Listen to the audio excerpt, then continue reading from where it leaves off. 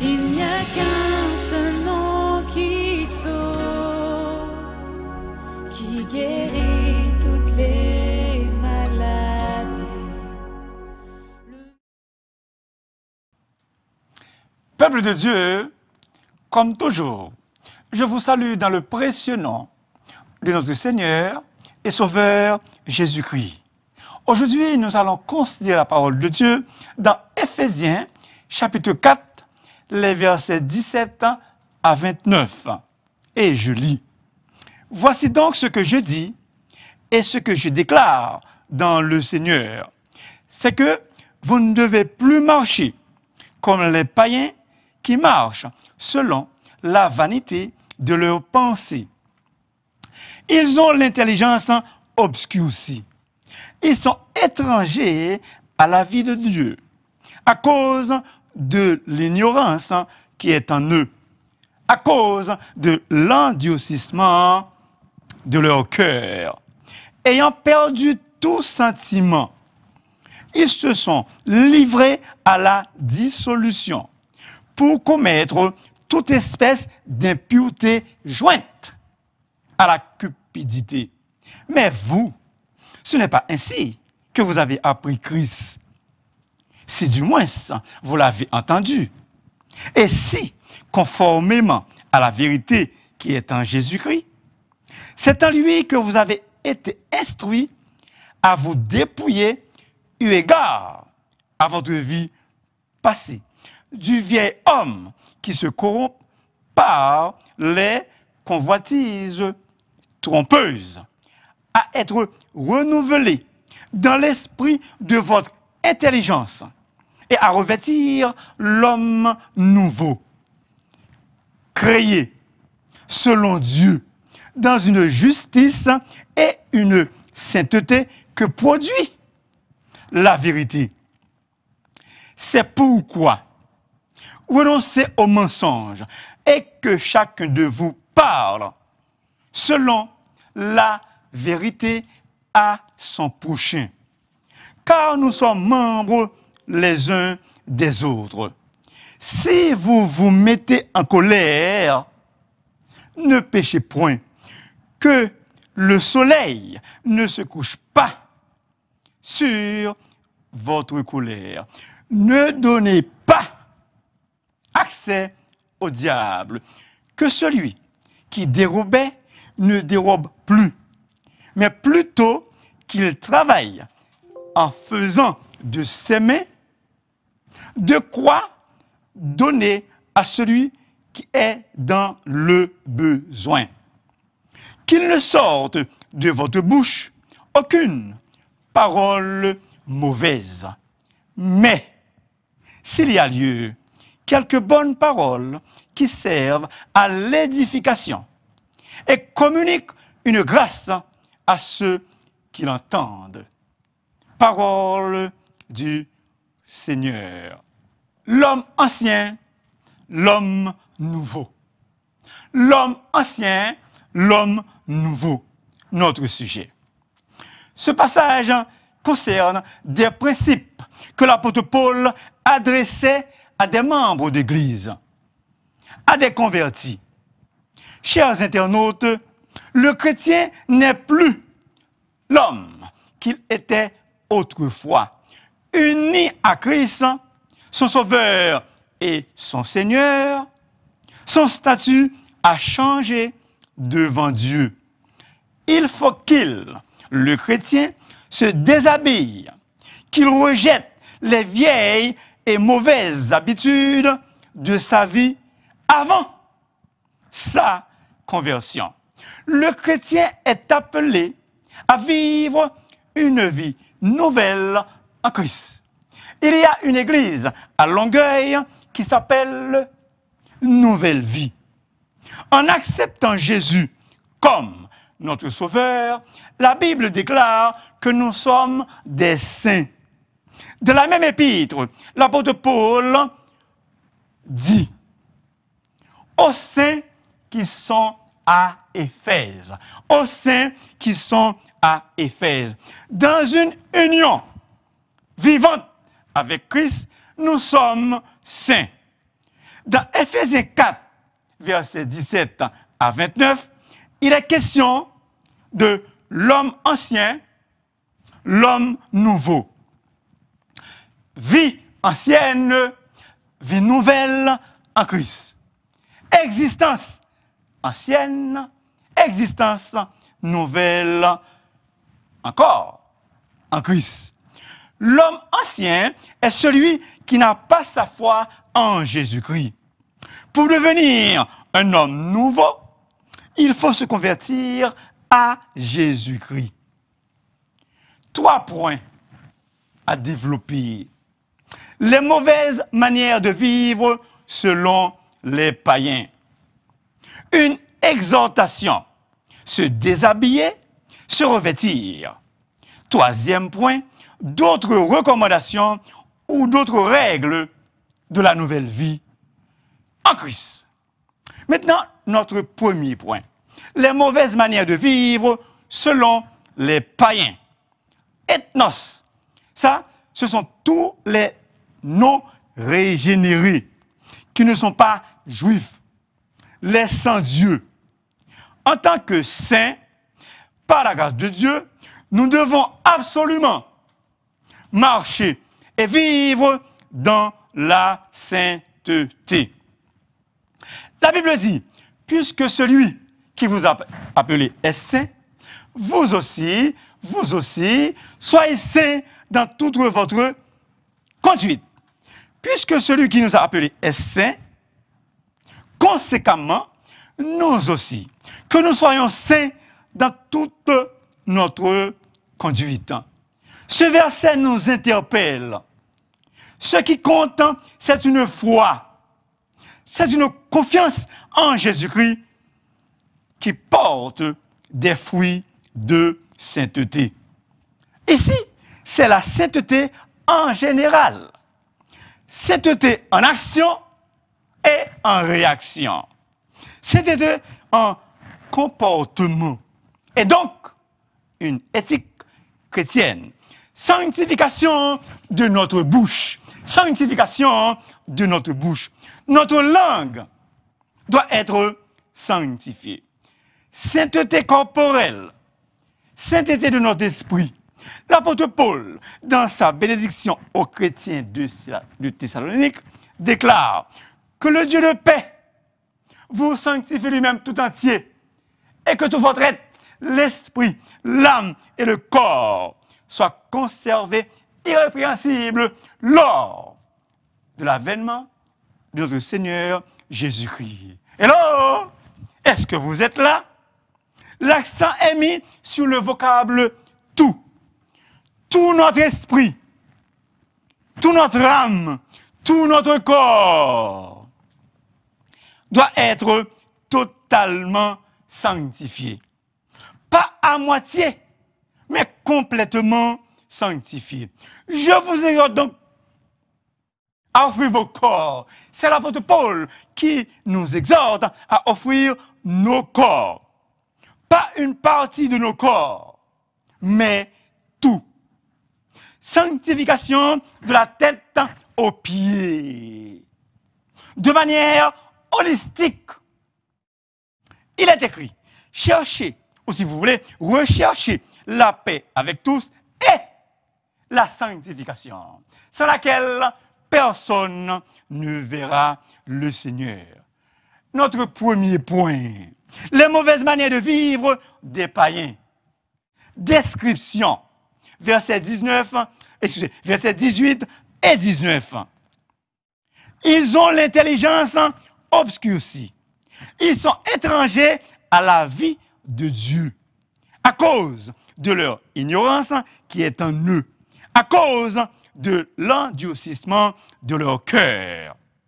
Ayant perdu tout sentiment, ils se sont livrés au dérèglement pour commettre toute espèce d'impureté jointe à la cupidité. Corruption des païens. Maintenant, remontons au verset 17.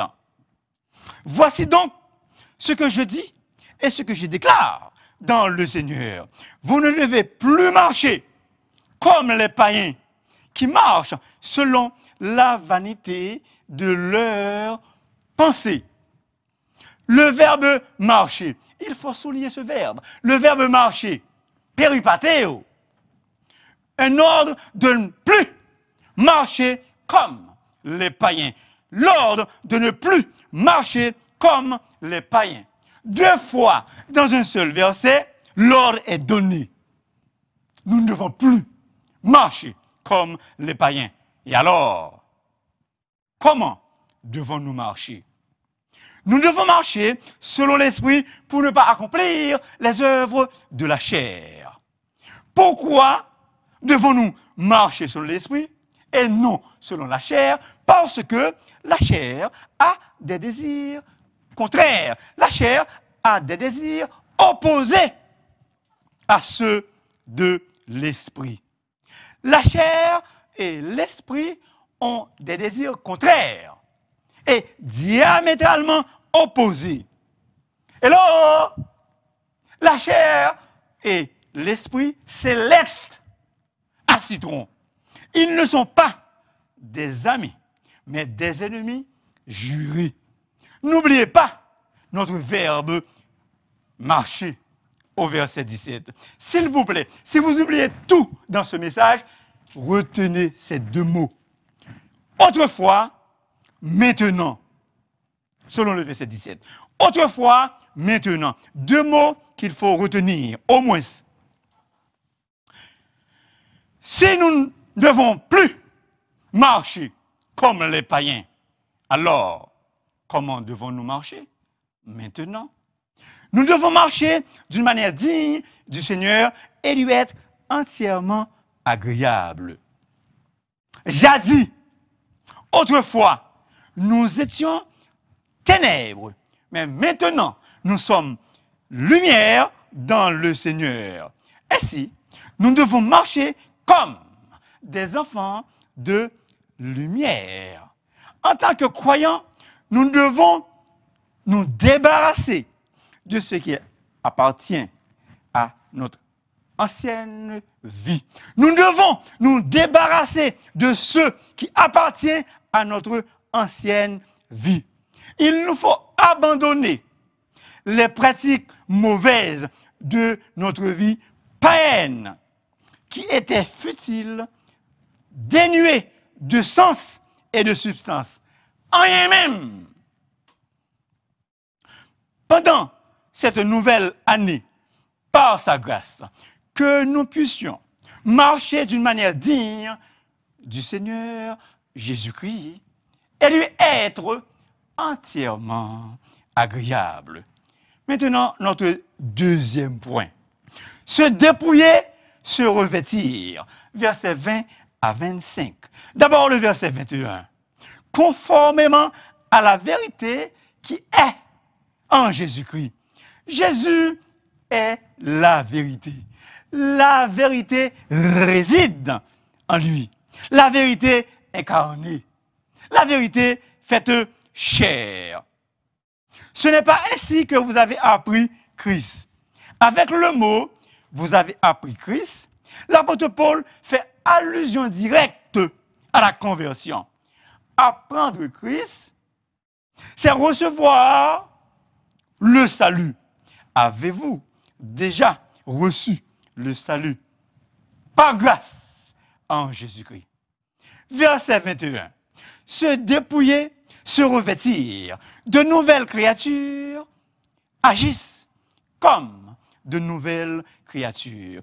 Une nouvelle création exige absolument une nouvelle conduite. Le fameux verset que vous connaissez, 2 Corinthiens 5, 17, si quelqu'un est à Christ, il est une nouvelle créature. Les choses anciennes sont passées, away, et d'autres choses sont devenues nouvelles. Celui qui est vraiment converti est changé, transformé et devenu une nouvelle créature. Ce n'est pas une amélioration de ce qui existe auparavant, mais une transformation totale et complète. Le croyant se comporte maintenant comme un enfant de Dieu. Il mène une vie transformée en Christ qui vit en lui. À se dépouiller, ou si vous voulez, à vous dépouiller du vieil homme. 3 passages parlent du vieil homme dans le Nouveau Testament. Le verset 21 de notre texte, Romains 6, verset 6, Colossiens 3, verset 9. Cette expression, vieil homme, désigne l'homme naturel, la vieille nature pécheresse, l'homme adamique qui n'est pas converti encore, qui n'est pas repenti, qui n'est pas encore né de nouveau.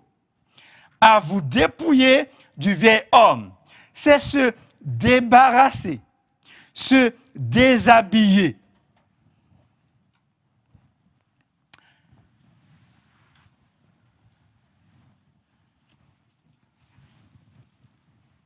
Ça, c'est le vieil homme.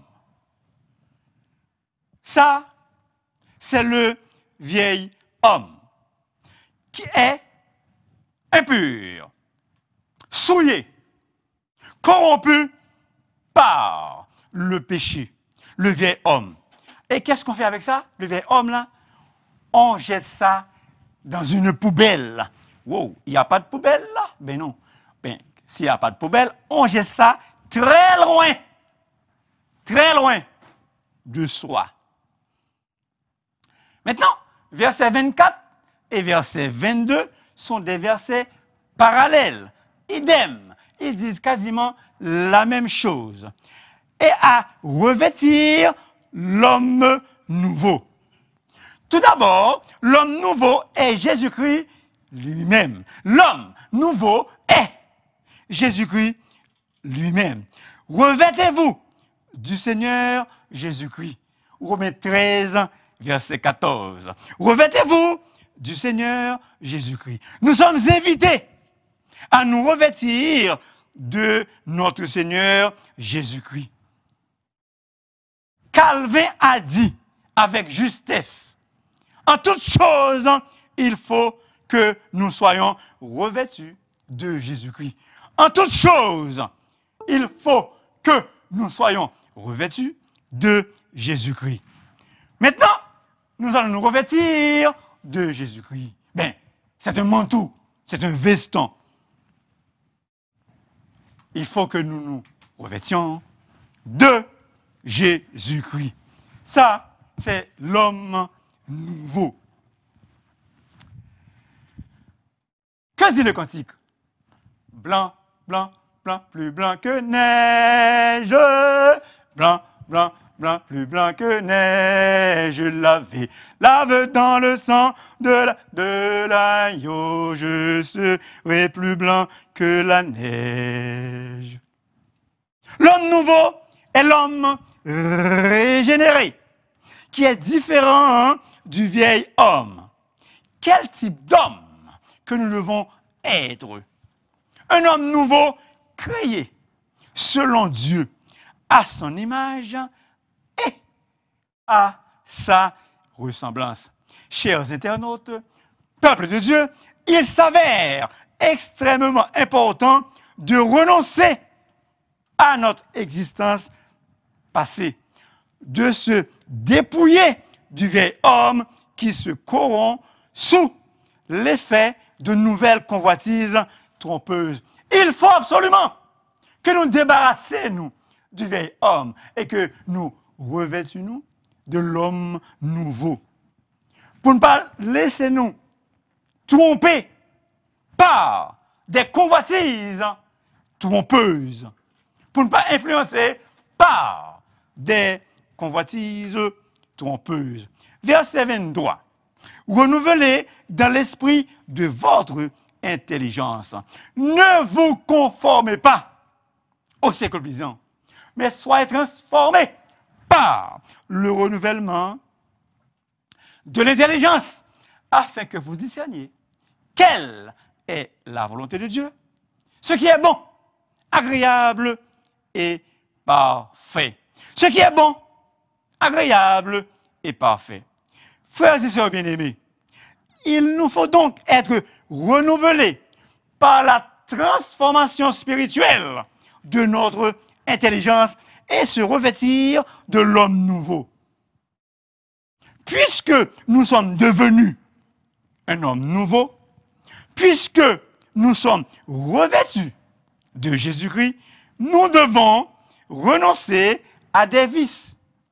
Et cela m'amène à notre troisième point. D'autres recommandations ou d'autres règles de la nouvelle vie.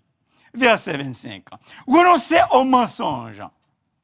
Une citation de Zacharie, chapitre 6, chapitre 8 et le verset 16. C'est l'Éternel qui parle.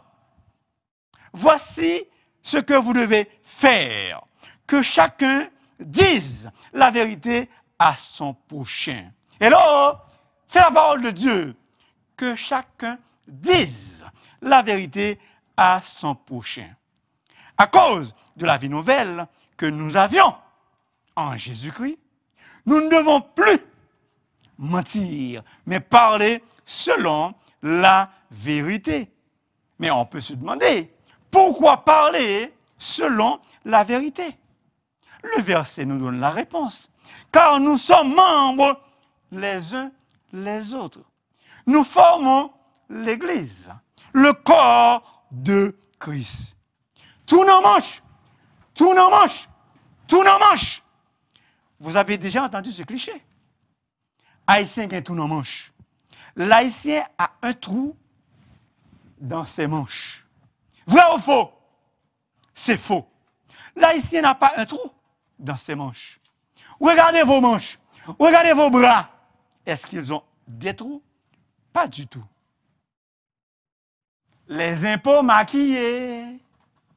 Est-ce que vous êtes là? Nous sommes des frères et sœurs dans la famille de Dieu. Si vous me dites quelque chose, je vous fais confiance. Si la famille des croyants est véritablement unie, les membres doivent être en mesure de se faire confiance mutuellement.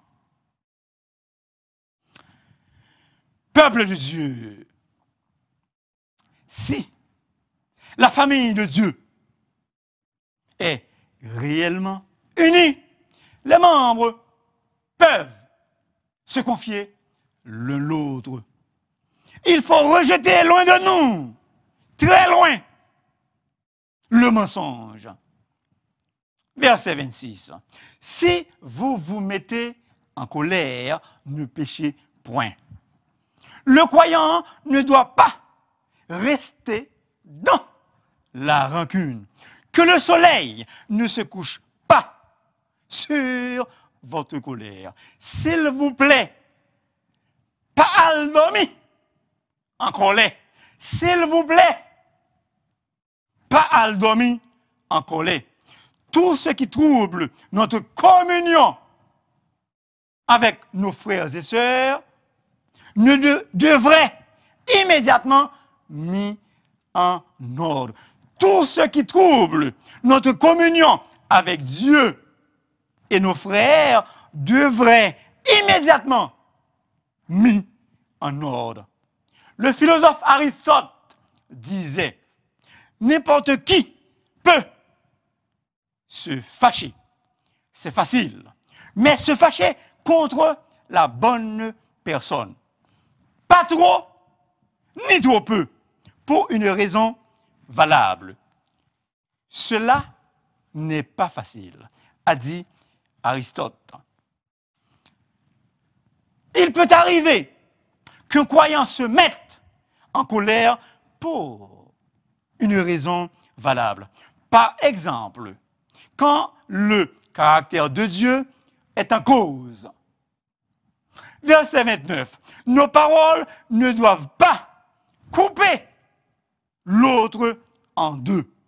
Nos paroles doivent construire et bâtir l'autre, mais pas le démolir. S'il vous plaît, écoutez bien ce que je vais vous dire. Le mensonge tue. Le mensonge tue. Un petit garçon a joué un vilain tour. Un petit garçon a joué un vilain tour à un homme qui lui a demandé de lui dire la direction qu'a prise un médecin. Il a pointé ses doigts, ou bien il a pointé son doigt vers le nord, alors que le médecin s'est dirigé vers le sud. L'homme a cru l'enfant et s'est dirigé vers le nord. Il a donc raté la présence du médecin. Comme conséquence, la fille de l'homme, qui était très malade, est morte parce que le médecin n'a pu la soigner à temps. Au funérailles, le célébrant a déclaré ouvertement: la fille a été tuée par un mensonge. La fille a été tuée par un mensonge. Chers amis internautes, nous ne devons pas dire à l'autre des paroles blessantes, des paroles choquantes, mais plutôt des paroles empreintes de bonté et de grâce. De fait, aucune parole pernicieuse ne doit sortir de nos lèvres, mais quelques bonnes paroles capables d'édifier et d'apporter une grâce excellente à ceux qui l'entendent. Qu'on n'entende ni paroles grossières, ni propos insensés ou équivoques, choses qui sont contraires à la bienséance. Qu'on entende plutôt des actions de grâce. Je vous le dis, au jour du jugement, c'est Jésus qui parle, je vous le dis, au jour du jugement, les hommes rendront compte de toute parole vaine. Au jour du jugement, les hommes rendront compte de toute parole tafia, de toute parole gouague qu'ils auront préférée. Alors que nous disions des paroles utiles, car par nos paroles, nous serons justifiés. Et aussi, par elles, nos paroles, nous serons condamnés. Mes frères et sœurs bien-aimés, zin, tripotaille, les commérages sont à éviter. L'Église est une famille de Dieu. Dans l'Église, nous n'avons pas besoin de zin. C'est une lagonave, pour ne pêcher poisson. Mais dans l'Église, c'est pour l'emmener.